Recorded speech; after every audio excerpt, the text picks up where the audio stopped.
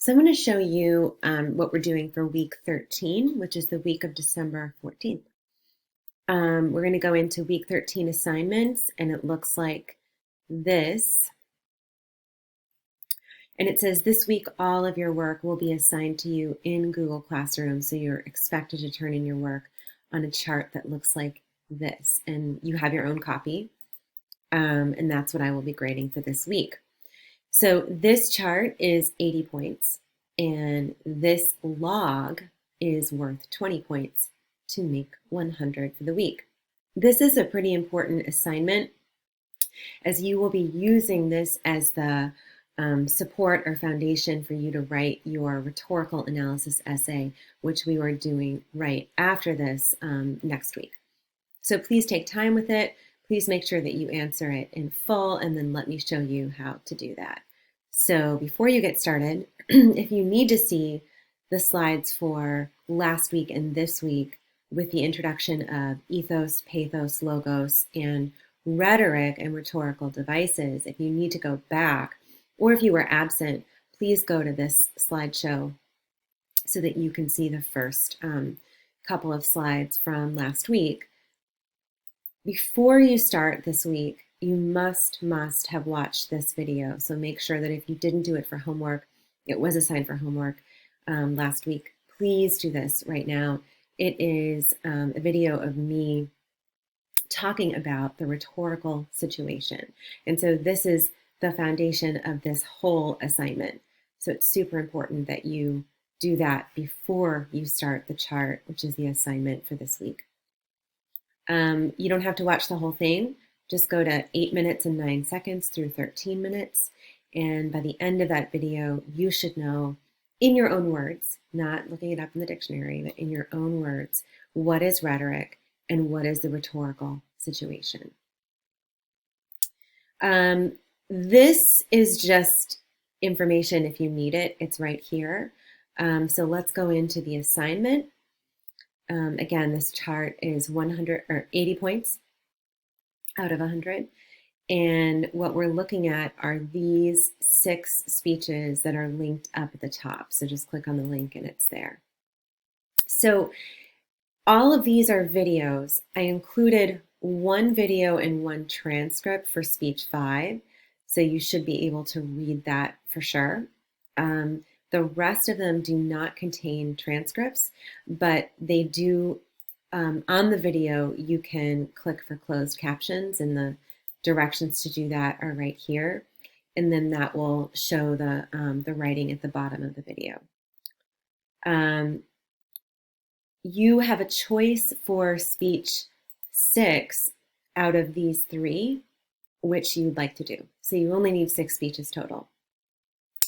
Some people were saying they couldn't hear broken English, and if you can't find the closed captions, then just substitute it by doing one of these for speech 1 in place of broken English.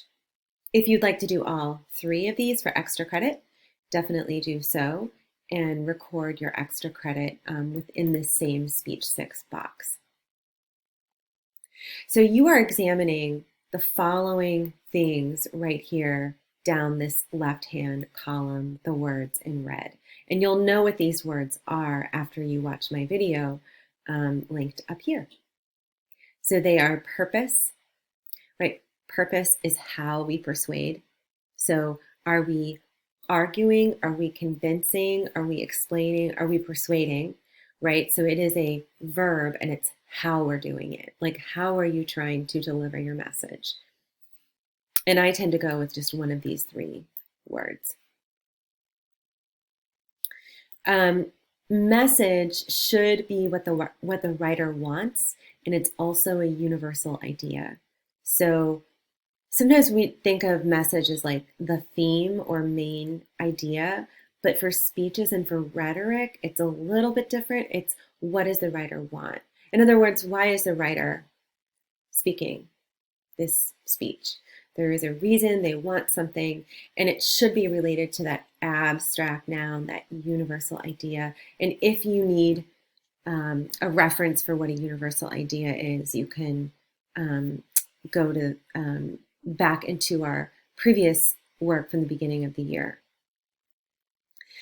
Speaker is more than just the name. Like, I don't want just the name in here. It has to be, who are they? What role do they have? What job do they have? What do you know about this person from history or from current events? Um, so a little bit more information about who they are. Audience, again, it's more than just like me or you, right?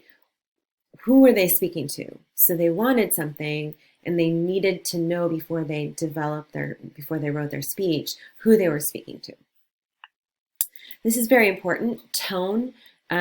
This is the attitude that the writer has. So please go back to the tone words. In context, what is the situation behind the speech? In other words, what are the politics? What are the social implications, or what's going on in society at that time? Cultural, historic, economic. What's going on? It has to do with the year. I would start there that the speech is written, but more than that, it's like what time period, what's happening in the world at that time. Some of these might be a little bit vague or not as in-depth as others, right? Okay. The second part would be going back to our rhetorical devices from last week. The definitions and examples are here. And it says you must use at least 4 speeches, okay? 4 different speeches. You may use the same 4. You may use them more than once, right? So you must use at least 4 different speeches. You may use the speeches more than once because you are finding one example for each of these rhetorical devices across 4 speeches. If you have any questions, please email me, and please take your time with this. Also have fun. Rhetorical analysis is my favorite thing to teach, and I love to think about how we put our words together and create a message and convince people. So enjoy.